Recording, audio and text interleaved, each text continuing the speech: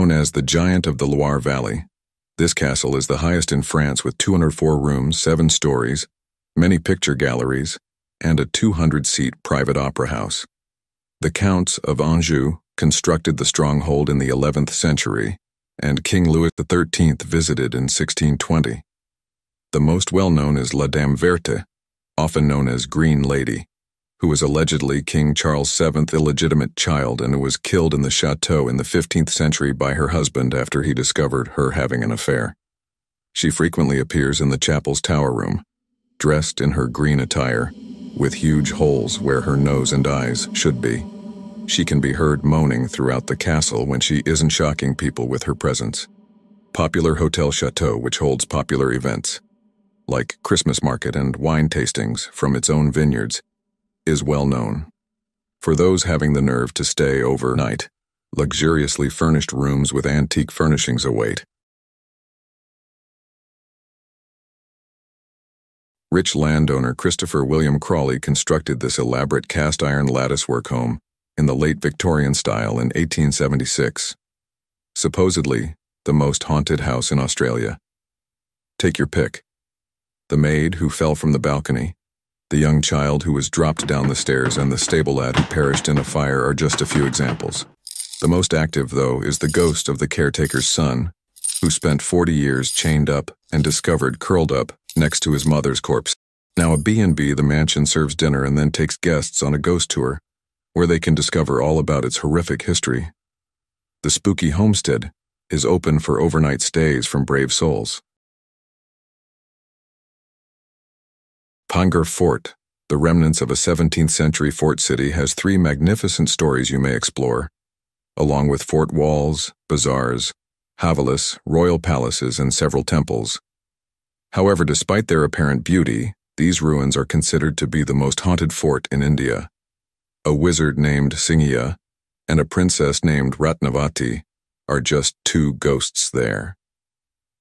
According to legend, when she tossed away the magical oil he thought would make her fall in love with him, it transformed into a boulder and crushed him.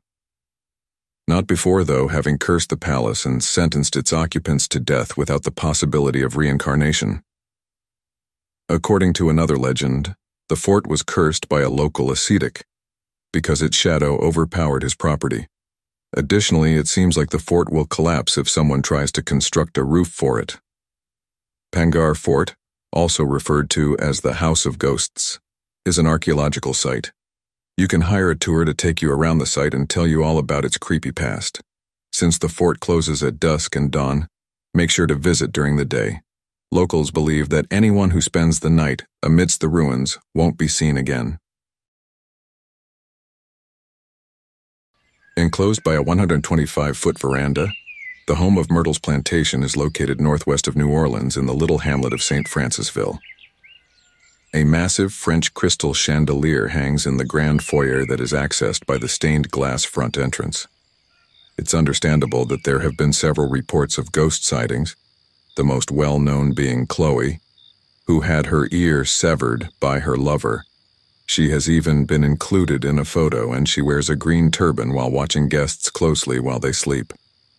Another young child, dubbed Ghost Girl, may be seen gazing through the house's window in a more recent picture. A youngster, bouncing on the beds, a soldier, a voodoo priestess, and the spirit of a previous owner who was shot in the chest have all been reported as unsettling sightings. The deceased man's ghost has also been heard staggering up the stairs. The plantation, once thought to be the most haunted mansion in America, is now a charming bed and breakfast with 12 rooms. Ghost tours are operated out of the location.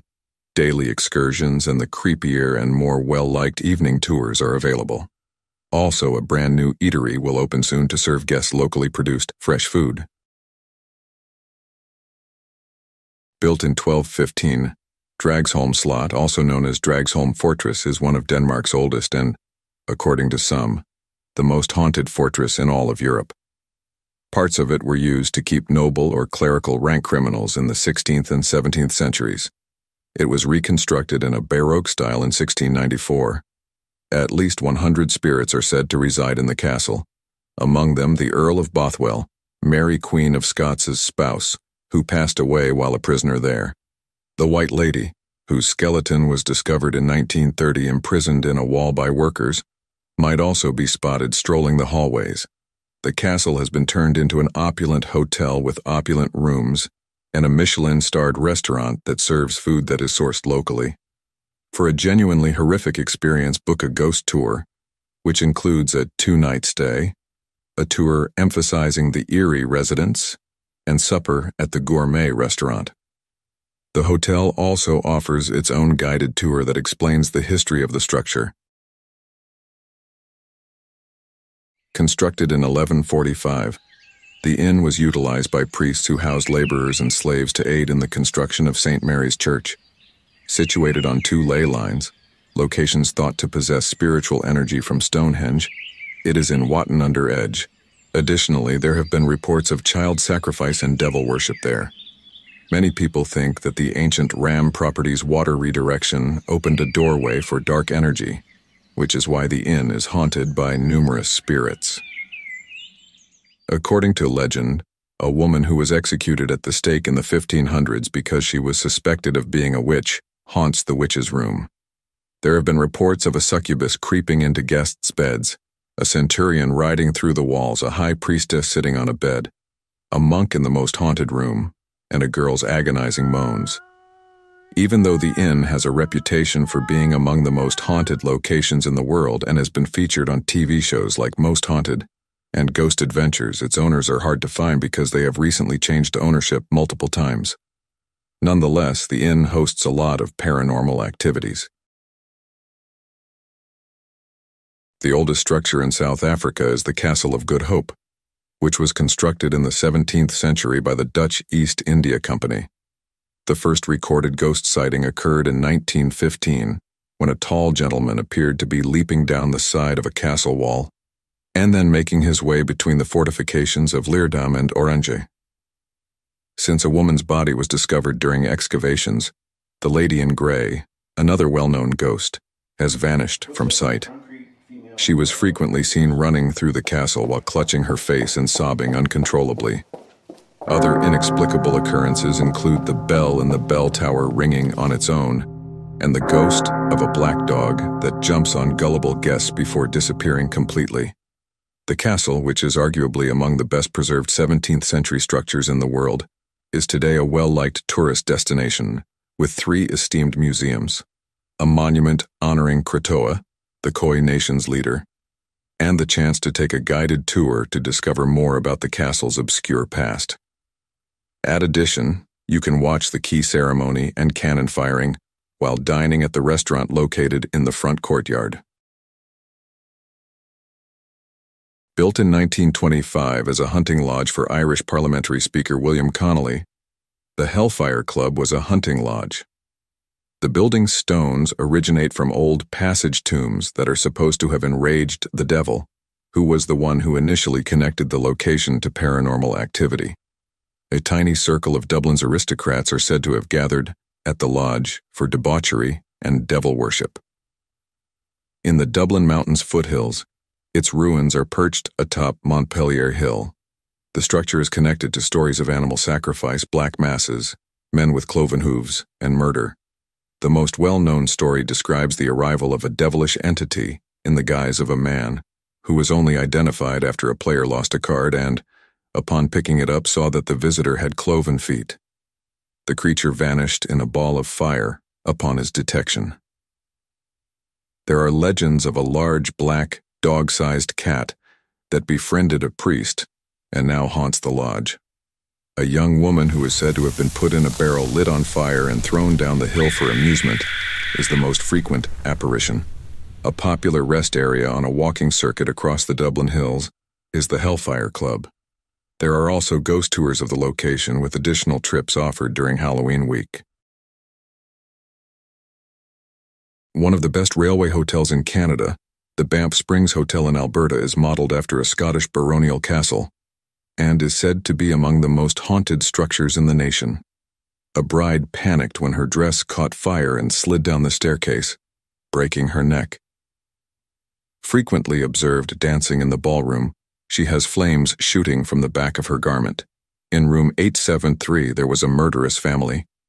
The family is still visible in the hallway outside the room, even though the door to this one has subsequently been bricked up. And even now, in his 1960s outfit, former bellhop Sam McCauley, who worked at the hotel in the 1960s and 1970s, enjoys escorting visitors to their rooms. He walks away if you attempt to tip him or strike up a discussion.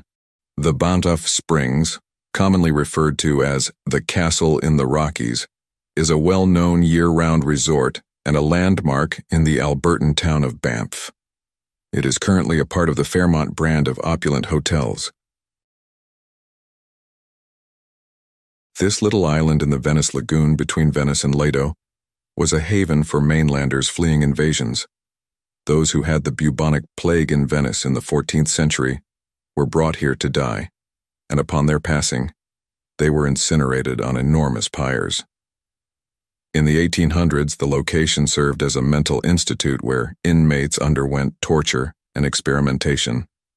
Locals will tell you that the island is haunted by evil spirits and is full with ghosts. Screams and voices can frequently be heard, and visitors have reported seeing brief dark shadows. Many tourists claim that as soon as they set foot on the island, they are overcome by a pervasive, malevolent sense.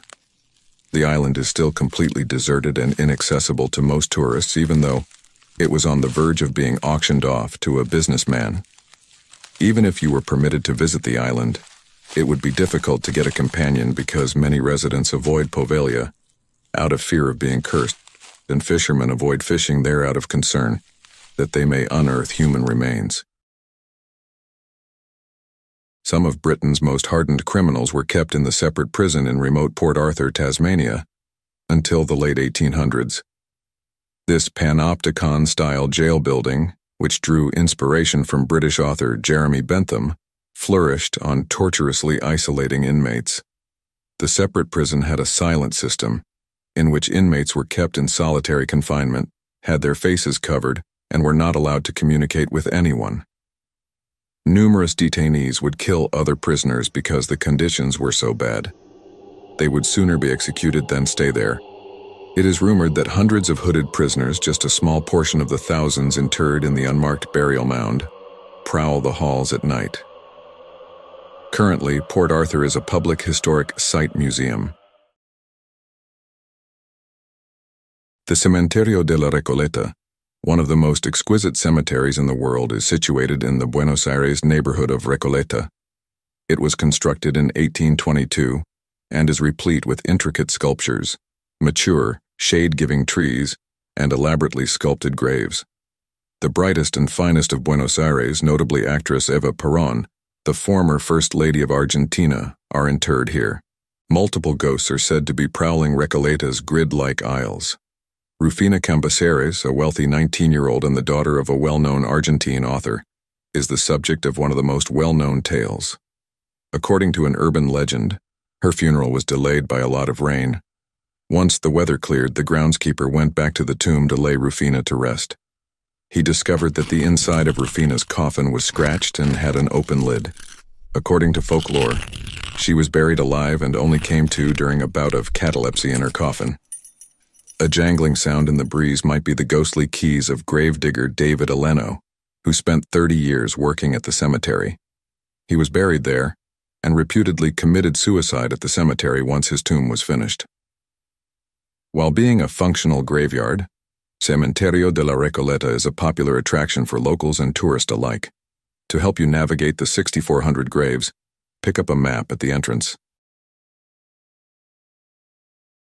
In the 1960s, Jazirat Alhamra, which was close to Ras Al Khaimah and was formerly a prosperous pearl fishing community, was totally abandoned. While some attribute it to ethnic strife, others place the blame on shifting tides. The most widely accepted explanation holds that ghosts drove the occupants out. According to local lore, evil jinns who masquerade as animals prowl the town's dirt roads, haunting the ruins. Amidst the mud-carled dwellings, visitors frequently report hearing weird noises and seeing ghosts.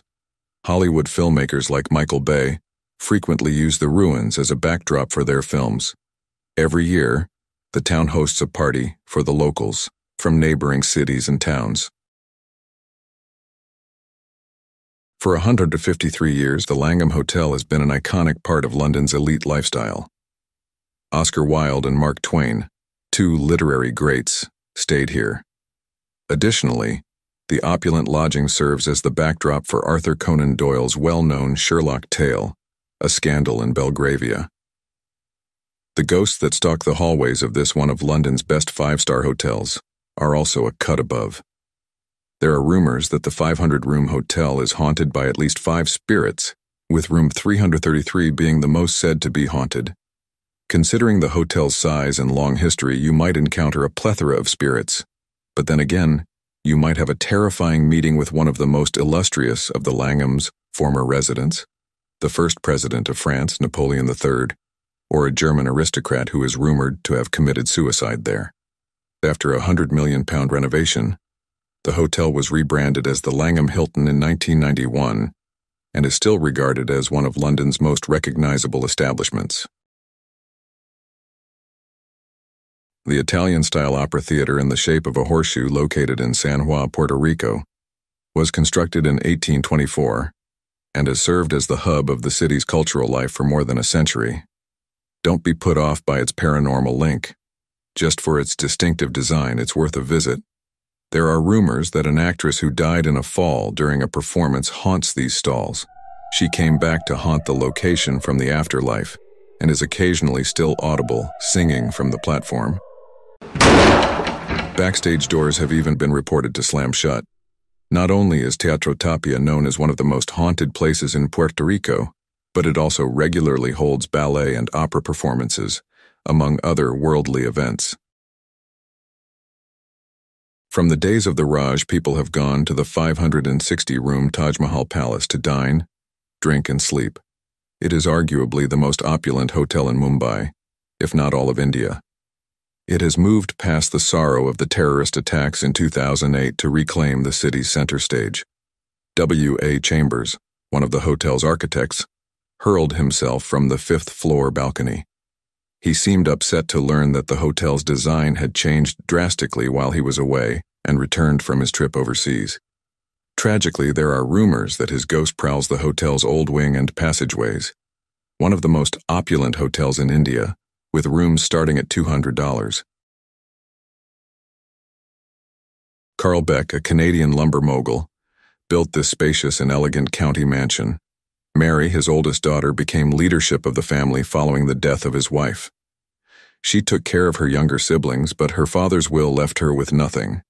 She had sacrificed her life to care for her siblings, and the remainder of the estate was divided among them. A highly irate woman wearing a dark-colored top and skirt has reportedly been seen chasing a man dressed in a suit while staying at Carl Beck House. It's not a prize to guess who they are. Carl Beck House is available for rent on Airbnb, with rates as low as $98 a night. That is, if you're not afraid of a thrill. Originally constructed in 1910 as the North China Union Language School, to instruct missionaries from the West in Mandarin Chinese, Kaone 81, often referred to as Kaone Church, was not intended to be a church. The most impressive mansion in Beijing was used as a Catholic church, starting in the 1930s until it was taken over by the communist government in the 1950s. To be honest, there is still some disagreement on the actual history of the structure. According to a graphic legend, Chaone Church was inhabited by a Chinese National Party officer in 1949. Not a happy ending to that tale. Thus, according on your luck, you might encounter the mistress of a government figure who committed suicide there following their breakup, or a trio of inebriated construction workers who broke inside the structure and vanished from sight. Strangely, even in the heat, the mansion is reputed to be significantly colder than the rest of Beijing, but the house is still deserted.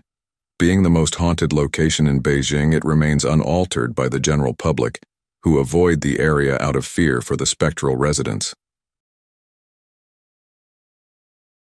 Built in an Indo-Saracenic and Moorish revival style, this incomplete home was the brainchild of Scottish landowner William Kelly Smith. Though he was in Lisbon, Portugal to buy a lift for the house, he tragically passed away from pneumonia It was supposed to be a gift for his wife. The property was abandoned to deteriorate and become derelict since neither he nor his children could stand to return to it, and other family members had no desire to go back to Malaysia. Photographers who come to capture the area's natural beauty and fauna have reported seeing spectral forms near the window frames. Even after passing away in Portugal, Mr. Kelly Smith is rumored to still haunt the second-floor hallway, undoubtedly sad that his ambitious plan was never realized. You can take a private tour to thoroughly examine Kelly's castle and its history. The building is still standing today. Daily tours depart from Kuala Lumpur, 2 hours drive away. If you've made it this far, then give yourself a pat on the back. And don't forget to like and subscribe to our channel. It really does help.